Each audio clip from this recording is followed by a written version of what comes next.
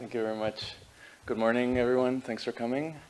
Yeah, and thanks for that really interesting talk just now. I really liked that quote about moving beyond abstraction. I think it leads very nicely into here. So I want to share a framework that we developed for thinking about how to link the abstraction of social context with the emergence of harms and other undesirable outcomes like moral wrongs, safety hazards, and frictions in sociotechnical systems. So we're going to talk about how we are expanding the notion of the sociotechnical frame and thinking about abstraction in sociotechnical systems more broadly, present our framework and sort of develop it through a case study, and finally ask, do abstractions have politics? So as algorithmic systems increasingly become integrated into every facet of our lives, we are all too often confronted with their limitations.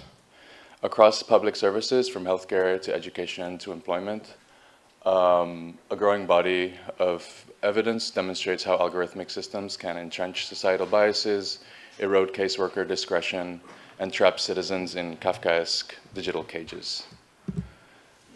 In the employment context, in public employment services, for example, we see long-term unemployment risk prediction systems used as decision support tools for caseworkers to identify which citizens are at risk of becoming long-term unemployed and falling into a long spell of unemployment. However, the same underlying technical system can be used to either identify those who need more support and also, or in a sort of welfare setting, and in an austerity setting, as we saw in Poland and in Austria, identify those at high risk as a waste of resources and not worthy of support. So we see that the context in which these very same underlying technical models are deployed can lead to either human rights violations or helping you to get a job. So fairness, accountability, transparency, safety, and so on can only really be understood by accounting for the context in which those systems are embedded. A narrow algorithmic frame often abstracts away critical contextual factors through which these terms, fairness, accountability, and so on, can be really understood and operationalized. A sociotechnical frame on an AI is often used to help bring attention to those human factors and societal impacts by broadening the contextual frame. And this is work that our keynote speaker yesterday, Suresh, mentioned.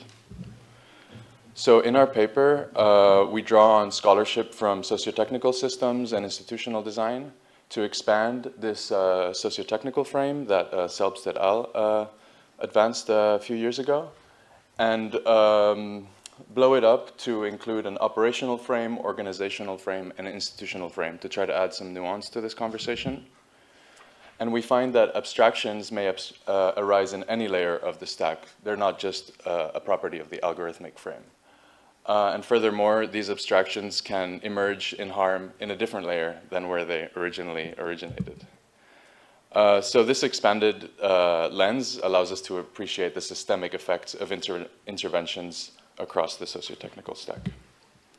So what do we mean when we talk about abstraction? So abstraction allows us to simplify complex phenomena into more manageable representations. In our paper, we consider two forms of abstraction specifically: information neglect and information hiding.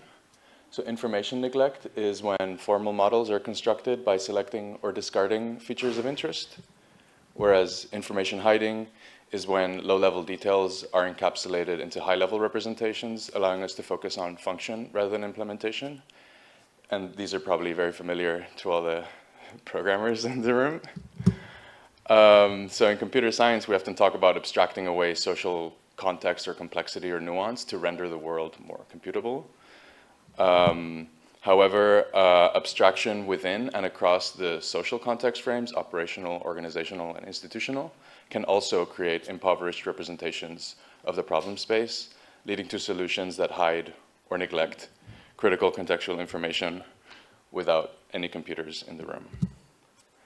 So more generally, the sorts of systems that we look at in this community, and really pretty much any AI system nowadays, if you look deep enough into them, can be understood as multi-actor systems involving different groups or individuals who work together and who create and share abstractions amongst themselves to relay minimum necessary information load amongst themselves so that each of them can fulfill their functional objectives. So here we have the world, then we have like a system developer or a scientist, and then we may have a regulator or policymaker, and we may have an impacted citizen, like in the public employment services case. And they all have different mental models of the world, and they have different mental models of the model, which we might think of as a boundary object, but it is a boundary object, but we're on the peripheries of the boundary, right?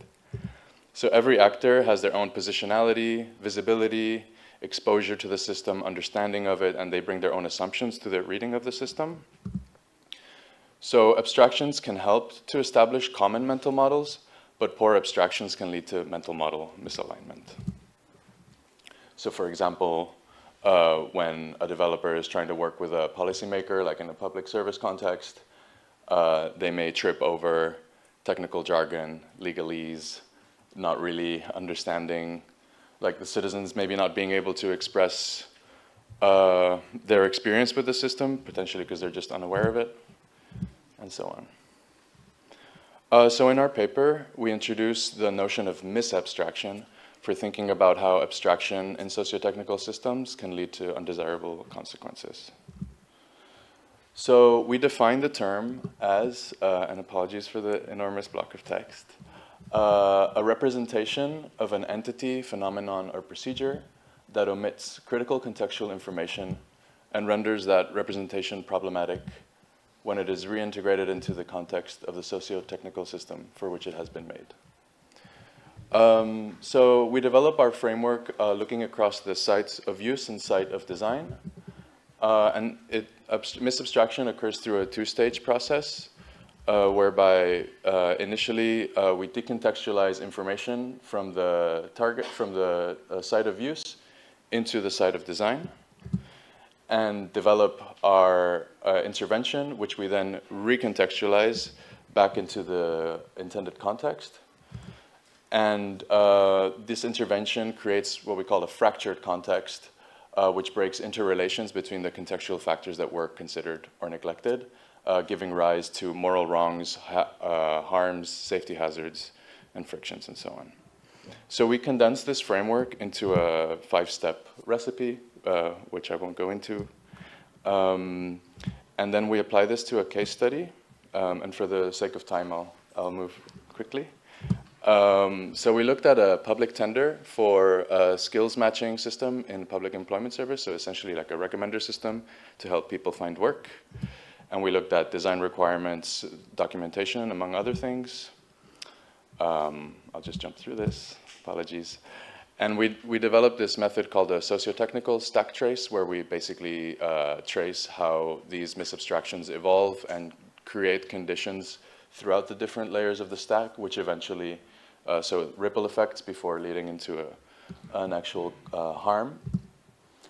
So for example, misabstraction, and you can start this analysis from any of these frames, so just to run through one example quickly, if we look at, within the institutional frame, the neglect of anti-discrimination regulation within the tender meant that eventually there was a potential for discrimination, but how this misabstraction leads to that eventual harm is that designers are not made aware of the need to comply with specific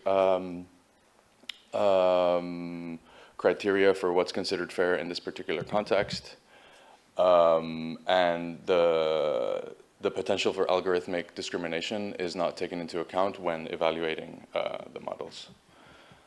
And eventually we get that emergence of harm. And so in the paper, we run through examples starting at each of the 3 other frames as well. And then we, I'll just be very brief. Yes, the answer is yes. Yes. The answer is yes. So we find that misabstractions reveal and circumscribe power, and it's all very interesting. And I hope that you will read our paper to find out more. And we, yeah. So misabstractions allow us to ask these important questions about like who is making the abstraction, who is affected by the abstraction, who can identify that abstraction, misabstraction rather, whose voices are heard, what responses do they get, if any, when this sort of is brought to light, and how do power relations among actors in these multi-stakeholder systems facilitate or obstruct the resolution and identification of misabstractions. And yeah, and this is really meant to be like a very useful analytic framework that like anyone can use, whether it's civil society, academics, policymakers, and so on. So I hope it inspires you to think about abstraction differently. Thank you.